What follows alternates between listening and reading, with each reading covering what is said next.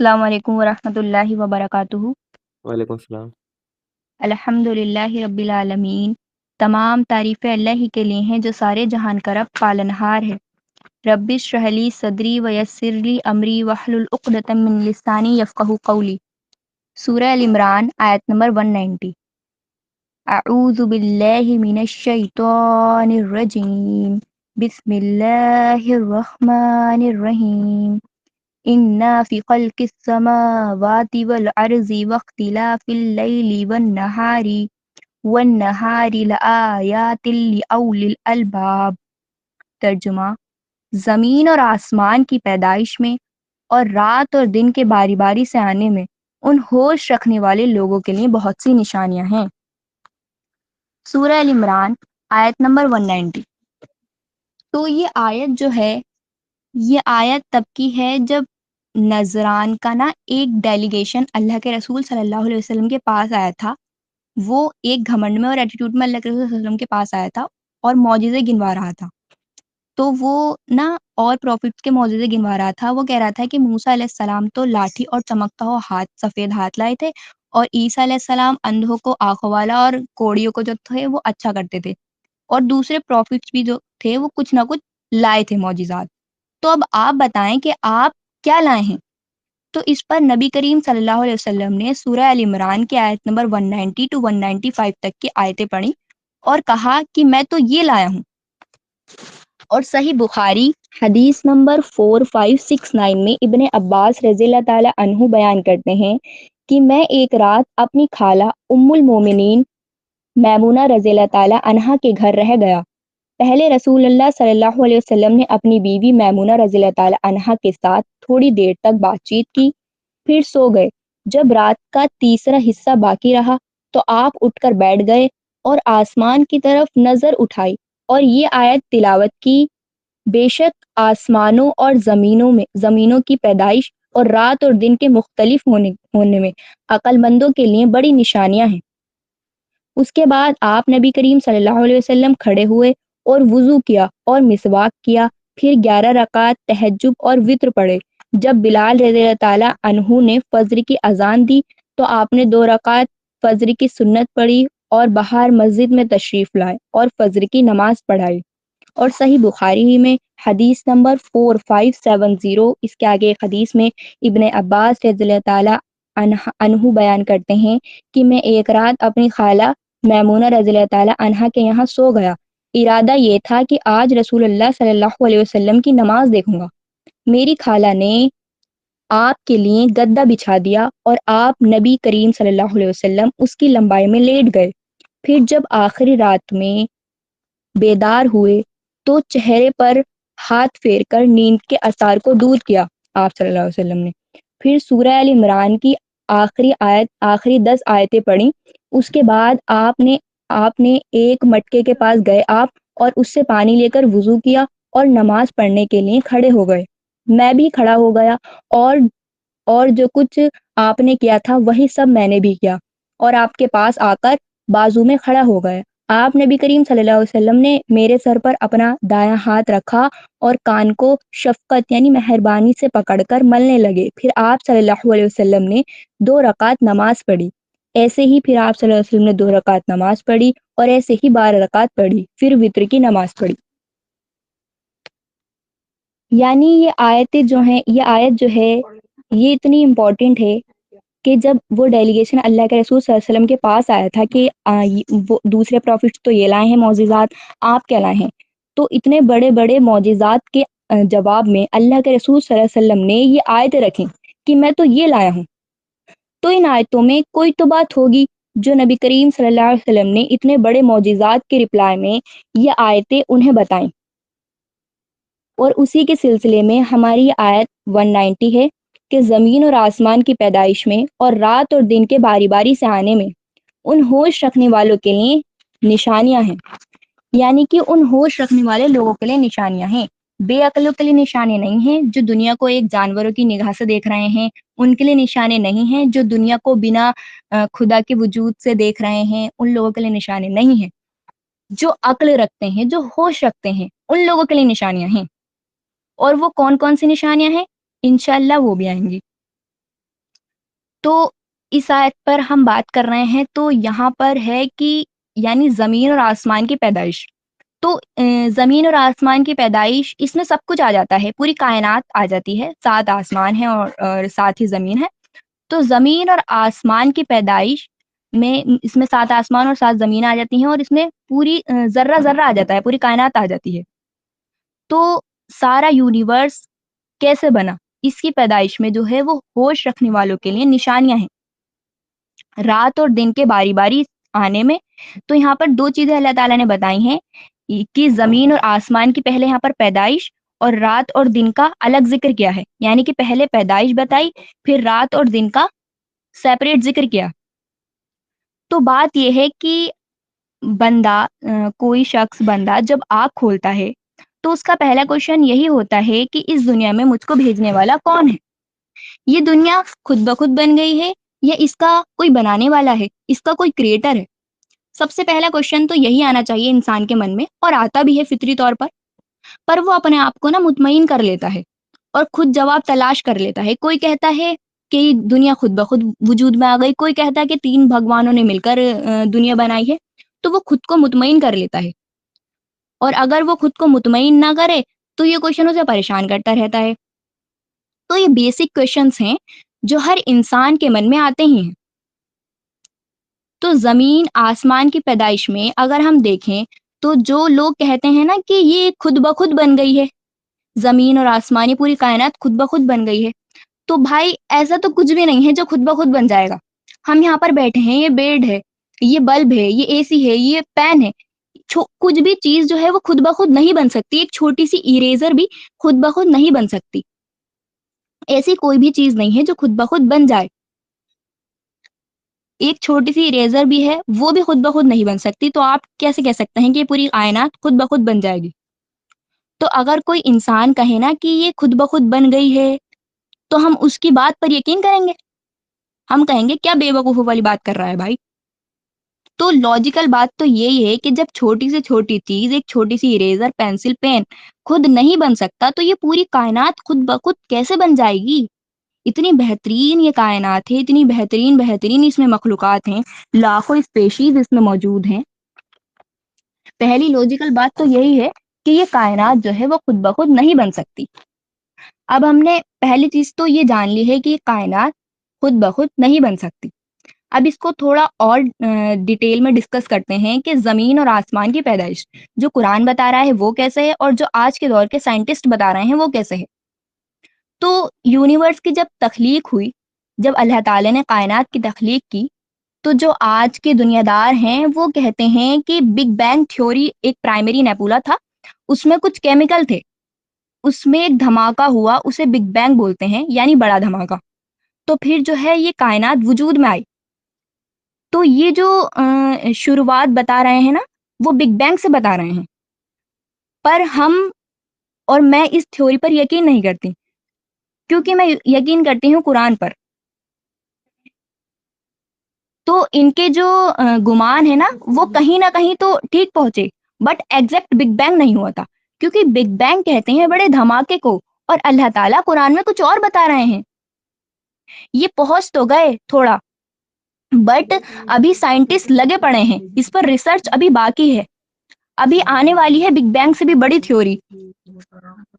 تو اگر ابھی آنے والی ہے بگ بینگ سے ہی بڑی تھیوری، تو پھر اگر وہ آ جائے گی تو سائنٹسٹ کہیں گے اور لوگ کہیں گے نہیں وہ بگ بینگ نہیں تھا، وہ کچھ اور تھا، بڑا دھماکہ نہیں تھا. تو ایسے ایسے کرتے رہیں گے، پھر مسلمان پھنس جائیں گے. تو اس لیے ہمیں کیا کرنا ہے، ہمیں جو ہے وہ قرآن پر اٹل رہنا ہے. اور سورہ انبیاء آیت نمبر 30 میں اللہ تعالیٰ فرماتے ہیں کہ یہ غور نہیں کرتے کہ یہ سب آسمان اور زمین آپس میں ملے ہوئے تھے، پھر ہم نے انہیں الگ کیا. تو تو اتنا تو دنیا کے سائنٹسٹ بھی مانتے ہیں کہ سب کچھ ایک جگہ اکٹھا تھا، ایک گیس کی فارم میں تھا، پرائمری نیپولا بولتے ہیں اس میں. تو اس میں نا دھماکہ ہوا، بٹ اللہ تعالیٰ نے یہاں دھماکے کا ورڈ یوز نہیں کیا. اللہ تعالیٰ نے کہا ہے کہ ہم نے انہیں الگ کیا. دھماکہ اور الگ کرنے میں بہت انتر ہوتا ہے.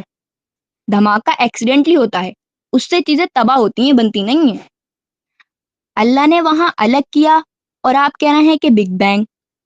تو بگ بینگ میں پہلا فالٹ تو یہ ہے کہ وہ بڑا دھماکہ نہیں تھا، اور سورہ حامیم السجدہ آیت نمبر 11 میں اللہ تعالیٰ فرماتے ہیں کہ پھر اس نے آسمان کی طرف دھیان دیا جو اس وقت صرف دھواں تھا. اس نے آسمان اور زمین سے کہا وجود میں آ جاؤ، چاہے تم چاہو یا نہ چاہو. دونوں نے کہا ہم آ گئے فرمانبرداروں کی طرح. اب ہم نے یہاں کائنات کی بات کی، اب ہم دیکھ لیتے ہیں کہ یہ یونیورس جو ہے ہمارا وہ کتنا بڑا ہے اور اس میں کتنی گلیکسیز موجود ہیں اور کتنے سن اور پلانٹ اس میں موجود ہیں. تو اگر میں ہمارے یونیورس کی بات کروں تو ناسا کی جو لیٹسٹ رپورٹ ہے سن 2014 سے پہلے کی، ابھی تو فی الحال میں نے دیکھی نہیں، تو اس کے اکارڈنگ میں بتا رہی ہوں. تو ہمارے یونیورس میں جو ہے وہ 250 ارب گلیکسیز ہیں، یعنی 250 ارب گلیکسیز ہیں. 250 ارب یہ کوئی معمولی آنکڑا نہیں ہے. 1 ارب پتا ہے آپ کو کتنا بڑا نمبر ہوتا ہے؟ اگر انسان بنا کچھ کھائے پیے، اگر وہ بنا کچھ کھائے پیے، مطلب اگر ہم مانا جائے کہ 1 سیکنڈ میں وہ 1 نمبر گن رہا ہے، تو اگر انسان بنا کچھ کھائے پیے 1 ارب گنے تو اسے 1 ارب گننے میں 32 ایئرس لگیں گے، یعنی 32 سال لگیں گے. یعنی 32 سال لگیں گے بنا رکے 1 ارب گننے میں. تو اس میں اس کا کھانے کا بھی ٹائم ہے، سونے کا بھی ٹائم ہے. یہ تو وہ ہے، اگر یہ ٹائم بھی کاؤنٹ کریں گے نا تو اور زیادہ ہی ہو جائے گا بنا کچھ کھائے پہ کنٹینیو. تو 1 ارب گنتی کرنے میں پوری زندگی لگ جائے گی. تو 1 ارب آنکڑا جو ہے نا کوئی معمولی آنکڑا نہیں ہے. تو 250 ارب گلیکسیز موجود ہیں اس یونیورس میں. تو یہ دیکھیں کہ کتنا بڑا یہ یونیورس ہے، اور یہ صرف یونیورس ہے ہمارا. اور ایسے ہی نہ جانے کتنے یونیورس بنائے ہیں اللہ تعالیٰ نے. ہم نے پڑھا ہے نا شروع میں الحمد للہ رب العالمین سورہ فاتحہ میں کہ تمام تعریفیں اس رب کے لیے ہیں جو تمام کائناتوں کا بنانے والا ہے.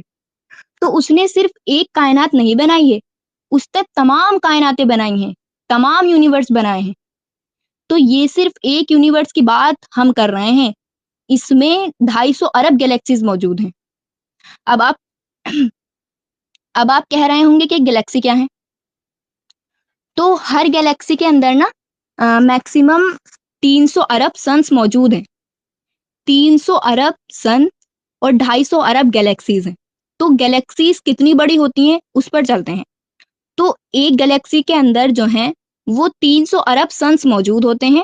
جیسے کہ مثال کے طور پر ہم کس گلیکسی میں رہ رہے ہیں؟ ہم رہ رہے ہیں ملکی وے میں، ملکی وے گلیکسی میں رہ رہے ہیں. اور یہ جو سورج دکھ رہا ہے نا ہمیں، یہ جو سورج ہمیں نظر آ رہا ہے، رات دن روشنی دے رہا ہے ہمیں، تو یہ ہماری ارتھ سے 13 لاکھ گنا بڑا ہے، یعنی 13 لاکھ گنا ہماری ارتھ سے یہ سورج بڑا ہے.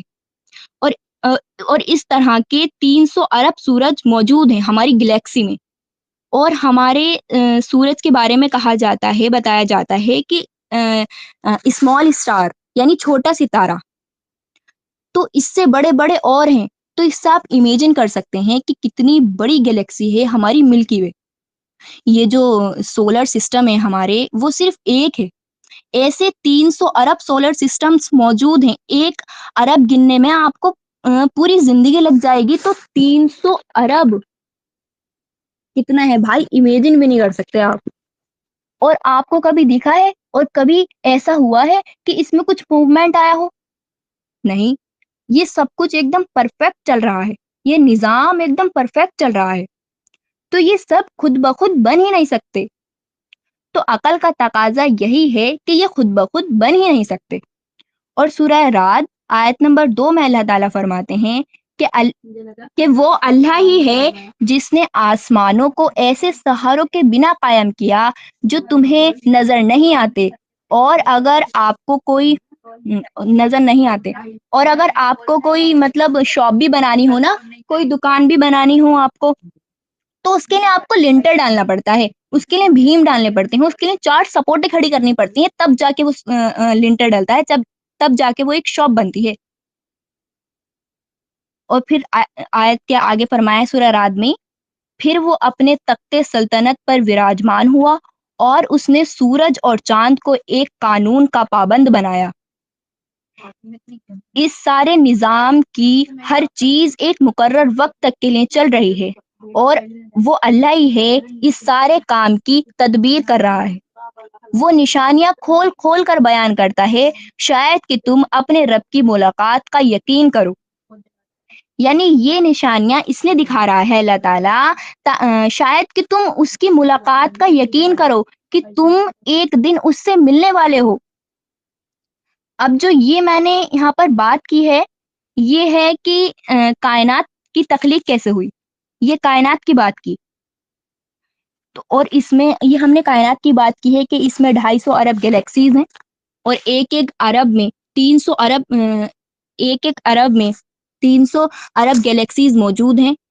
تو اب اگر میں کائنات کے فاصلوں کی بات کروں، یعنی کہ ڈسٹینس کتنا ہے کائنات میں، تو یونیورس ایسا نہیں ہے کہ ہم اسے کلومیٹر میں ناپ لیں.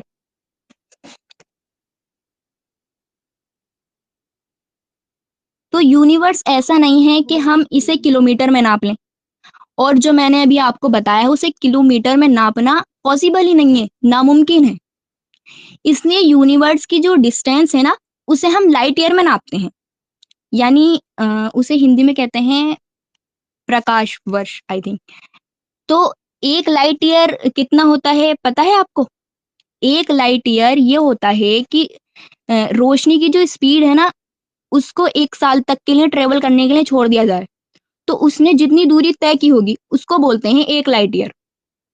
اور روشنی کی اسپیڈ کتنی ہوتی ہے 3 lakh kilometre per second speed of light. اور 1 سیکنڈ میں یہ 3 lakh kilometre per second travel کرتی ہے. اور 1 سیکنڈ میں جو سن سے ارتھ تک جو لائٹ پہنچنے میں ٹائم لگتا ہے نا وہ 8 منٹ کچھ سیکنڈ لگتے ہیں. تو آپ امیجن کر سکتے ہیں کہ جب اگر ہم لائٹ کو نا 1 سیکنڈ کے لیے چھوڑ رہے ہیں نا تو وہ ارتھ کے 7.5 چکر لگا رہی ہے. 1 سیکنڈ کے لیے لائٹ کو چھوڑ رہے ہیں تو وہ ہماری پرتھوی کے 7.5 چکر لگا رہی ہے. تو اسے اگر ہم 1 سال کے لیے چھوڑ رہے ہیں تو آپ امیجن کر سکتے ہیں کہ چھوڑ رہے ہیں تو آپ امیجن بھی نہیں کر سکتے. اور اگر ہم اسے 1 سال کے لیے چھوڑ بھی رہے ہیں نا تو وہ ٹریول کرتے کرتے ہماری ایک گلیکسی ہے ملکی وے اور اس کے پاس میں ایک دوسری گلیکسی ہے. تو وہاں تک کا جو فاصلہ جو ہے تو اگر لائٹ کو مطلب چھوڑ دیا جائے ایسی تو 20 لاکھ سال تک اگر لائٹ ٹریول کر لیا لائٹ نے 20 لاکھ سال تک تو وہ پہلی گلیکسی تک پہنچے گی. تو اتنا بڑا نمبر ہے یہ کہ آپ کیلکولیٹ بھی نہیں کر سکتے، کیلکولیٹر فیل ہو جائیں گے بھائی آپ کے. اور ایسے ہی اسی طرح 250 ارب گیلیکسیز موجود ہیں اس پوری کائنات میں. تو یہ اتنی بڑی کائنات ہے تو یہ خود بخود بن سکتی ہے؟ ہرگز نہیں بن سکتی. یہ خود بخود چل رہی ہے؟ ہرگز نہیں چل رہی. اور سورہ رحمان آیت نمبر 33 میں اللہ تعالیٰ فرماتے ہیں کہ اگر تم زمین اور آسمان کی سرحدوں سے نکل کر بھاگ سکتے ہو تو بھاگ دیکھو، نہیں بھاگ سکتے، اس کے لیے بڑا زور چاہیے. اور سورہ نمل آیت نمبر 61 میں اللہ تعالیٰ فرماتے ہیں اور وہ کون ہے جس نے زمین کو ٹھہرنے کی جگہ بنایا اور اس کے اندر ندیاں بنائیں اور اس میں پہاڑوں کی کھوٹیاں گاڑ دیں اور پانی کے 2 ذخیروں کے بیچ پردہ ڈال دیا. کیا اللہ کے ساتھ کوئی اور خدا بھی ان کاموں میں شریک ہے؟ نہیں، بلکہ ان میں سے اکثر لوگ نادان ہیں. یعنی جو ہماری ارتھ ہے اسے ٹھہرنے کی جگہ کس نے بنایا ہے؟ اللہ تعالیٰ نے. یہ یہ ایک موشن میں چل رہی ہے، تو یہ ایک موشن میں چل رہی ہے، گتی میں چل رہی ہے. تو ہمیں دکھ رہا ہے ہم یہاں پہ کتنے اسٹیبل بیٹھے ہیں یا ہم گول گول گھوم رہے ہیں، یہاں پر ہم پرتھوی پر بیٹھے ہیں تو ہم یہاں گول گول گھوم رہے ہیں. تو دیکھیں آپ کے اللہ تعالیٰ نے کتنا اچھا نظام بنایا ہے. تو کوئی اور ہے بھائی یہ اللہ تعالیٰ کے علاوہ؟ یا یہ خود بخود کائنات بن گئی ہے؟ ایک چھوٹا سا پین یہ خود بخود نہیں بن سکتا تو بھائی اتنی بڑی کائنات یہ کیسے بن سکتی ہے؟ خود بخود نہیں بن سکتی. تو یہی تو ہے ان ہوش رکھنے والے لوگوں کے لیے نشانیاں. تو جو ہوش رکھنے والے لوگ ہیں نا یہی ہیں ان لوگوں کے لیے نشانیاں نا. ان ہوش رکھنے والوں کے لیے نشانیاں ہیں بہت سی۔ تو اب ان آیتوں کا کنکلوژن جو اس آیت کا کنکلوژن جو نکلتا ہے وہ یہی ہے کہ یہ آیت ہمیں یہ سکھاتی ہے کہ صرف دیکھنا کافی نہیں ہے بلکہ سمجھنا اور سوچنا ضروری ہے۔ جب بندہ کائنات پر سوچتا ہے نا تو اس کا دل اللہ کی طرف جھکتا ہے، اس کے اندر تواضع آتی ہے اور اسے زندگی کا جو ہے وہ ایکچوئل میں مقصد یعنی اللہ کی بندگی سمجھ میں آتی ہے۔ تو اس آیت سے ہمیں یہی پتہ چلتا ہے کہ عقل اور ایمان ساتھ ساتھ چلتے ہیں۔ جو اللہ کی نشانیوں پر سوچتا ہے وہی صحیح راہ پہ آتا ہے اور وہی آخرت میں کامیابی پاتا ہے۔ تو یا اللہ ہمیں اپنی نشانیوں پر سوچنے والے دل اور سمجھنے والی عقل عطا فرما اور ہمیں اپنی یاد میں جینے والا بندہ بنا دے، آمین یا رب العالمین۔ جزاک اللہ خیر، صدق اللہ العظیم۔